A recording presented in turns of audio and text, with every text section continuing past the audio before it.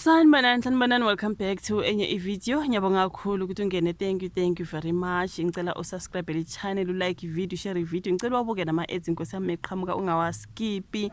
Ngiyabonga kakhulu bafethu. So asingene nodabeni luka Bhutivusumuzi Kate Matlala. I can see ukuthi ke uzo testify is going to be a state witness into kanjalo ngase ngithi ake ngibone kubhekwe nje isigwebo sakhe uBhuti Kate Matlala njengoba obesenkantolo ngimbonile nje lapha nje babe ngisho ukuthi I didn't do videos bekukuningi about this 30 June umuntu wathi akahlale nje abuke yonke into ezokwenzeka before and even after, you know what I mean. So angizange ngiwenza ama video ngiyaxolisa kakhulu ngisuke ngikhona bafethu like manje bona ningaka upload lutho, just watch ama videos asuke khona on the platform ngisuke ngiseza namanye ama videos, okay.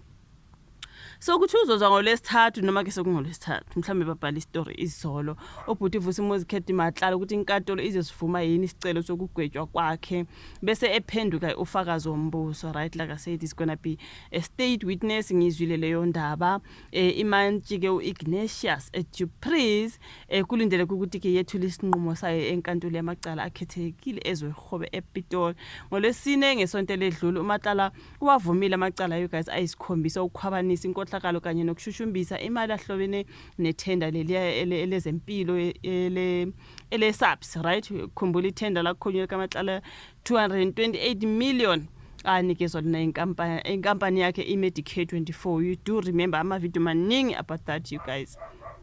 So kuthiwa uwavumile kamacala uBhutivusumuzi Kate Matlala ezobuya aphenduke ke ufakazi wombuso. Icala lakhe bese lihlukene nelalaba asolwa nabo ngayizolo kwavumela ukuthi ke avele yedwa ke enkantolo. We saw him esenkantolo A1, okay. So ulivuma kanjani leli cala kuBhuti bracket ngiyalivuma icala kuphendula yena uthi unikeze impendulo efanayo ngesikhathi ke kubekwa amacala inkohlakalo na ukushushumbiswa ukuthi uyawavuma lawa amacala. So ngaphansi kwesivumelwano ke sesigaba 105A so kuvuma icala kanye nesigwebo okwaxoxisana ngaso neNational Prosecuting Directorate Against Corruption esikhathini esingangezinyanga ezimbili. uMatlala wavuma ukushintsha abe ufakazi wombuso ukuze ke ehliselwe ini isigwebo. So umbuso uye waphakamisa ukuthi inkantolo imgwebe iminyaka u15 sorry you guys, imgwebe iminyaka u15 ebhadle ejele neminyaka eyisikhombisa ilengisiwe okumshiyeke edonsi iminyaka eyisishiyagalombili kusukela ekuqaleni. So then lana bekhuluma ke ngokuthi imantshi bisichitha lana isigwebo sesivumelwano lana ekuthi inkantolo yamacala ke ekhethekile ezohwebo yasePitoli iye yanqaba isigwebo esiphakanyisiwe esivumelwaneni sokuvuma nokugweba umkhwabanisi olahlwe icala ke uBhutivusumuzi Kate Matlala futhi iyaphakamisa isigwebo seminyaka u12 la ngale bathe 15 lana ke bathi phakamisa isigwebo seminyaka u12. uMatlala wavumile ke amacala aleli athenda njengoba bechaza so njengengxenye ke yenqubo uvumile ukufakaza njengofakazi wombuso esindabeni ezivela ophenyweni futhi kulindeleke nje ukuthi anikeze ubufakazi ngokumelene nabanye abantu abathintekayo, right. Ngizwile ukuthi kusazoba nabantu abazoboshwa regarding this. Ngathi kuningi uBhuti Kate Matlala azokuveza since he's gonna be a state witness. I think ibaningi abatatazelayo. So yeah, uphenyo luyaqhubeka kanti ke kulindele ukuthi nje kuboshwa abanye abantu njengoba ngisisho ukuthi bakhona mhlamba abatatazela at this particular point because yeah inkantolo iyashintsha isigwebo ke esiphakanyisiwe you guys nje ngenxa yalokho ke okulandelayo. So ukukhwabanisa iminyaka eyi15 yokuboshwa iminyaka eyisikhombisa yayo emisiwe ngaphansi kombandela ukuthi uMatlala number 1 ufakaza kuzo zonke izinqubo ezesikhathi esizayo ezihlobene nalolu daba. 2 unikeza ubufakazi obugcwele obuyiqiniso nobuqotho futhi akenqabi ukufakaza noma ke uhoxisa noma yiziphi izitatimende ezangaphambilini. Inkohlakalo iminyaka eyi10 ejele lesi sigwebo sizohambisana nalesi seminyaka eyi8 isigwebo sokukhwabanisa. Ukushushumbiswa kwemali iminyaka eyi10 ejele naso sizohlanganiswa futhi nezigwebo ezibaliwe. So sekukonke ke imantshi ithi uMatlala kuzomela agqunywe ejele iminyaka ewu12 engaphakathi, okay. So icala lakhe leli ahlehliselwe umhla ka 13 July ngo2026 njengoba ke abameli bakhe befuna ukuthi bahlangane nombuso ukudingisisa ke lesi sigwebo esisha esesethulwe yimantshi ilona daba likaMatlala. You guys, like he's gonna 10 state witness baningi abatatazela emshoku manje. Guys, kuthiwa ke njengoba kushiwo kusazoboshwa abanye abantu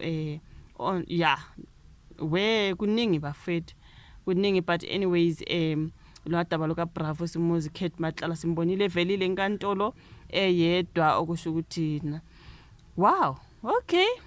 Sidlula kulolo likaMatlala sikhulume ngabakade beboshwa ngesikhathi samamashi. You guys, bathi kushonela izolo nje kunemibiko ethi amaphoyisa asebopha abantu abangaphezulu ka100 athi bephambana nomthetho njengoba kunemibhikisho nje yokulwa nabantu abafohlile ezweni. So imibhikisho egqugquzelwa inhlangano iMarch and March ibisemadolobheni ahlukene izolo, yize ke kwezinye izindawo kodwa bekunokuthula, but eGoli nasemgungundlovu kubikwe nje izidobedobe. So ukhulumela amaphoyisa kwaZulu Natal Colonel Robert Neshiwunda uthe kuboshwe abahlanu ngokugqekeza ama-tuck shop aphethwe abokufika bebentshontsha izinto ezehlukene. Abasola abathathu babanje onogada abazimele ababambe oqosheni bethatha impahla zesitolo esithile. Abasola ke bayabanikelwa emaphoyiseni bathwesa amacala. Abanye abasola ababili baye baboshwe emjondolo yaseMadiba eMountain Rise eMgungundlovu.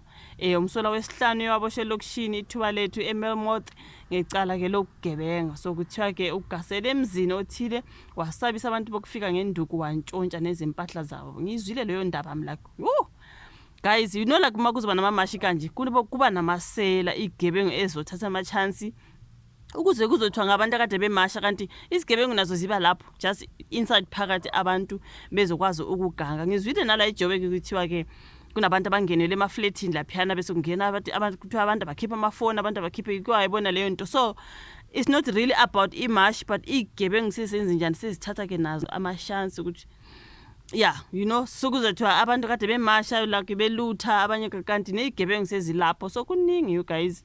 Uqhubeka ngokuthi wesifazane uye waboshwa wathwesa icala lokushaya amaphoyisa kanye nokusabisa, kwathi omunye wesilisa naye waboshelwa ukusabisa. Amaphoyisa abeyobheka imibiko ngowesilisa wangaphandle obekuthiwa ke ushaywe iqulu labantu eBenwood eSydenham. Abantu bebenodlame emijondolo yaseSydenham, is it Sydenham or Sydenham, behlasela abantu bokufika laphana. So ngesikhathi amaphoyisa engenelela wesifazane washayile. Can we imagine the woman?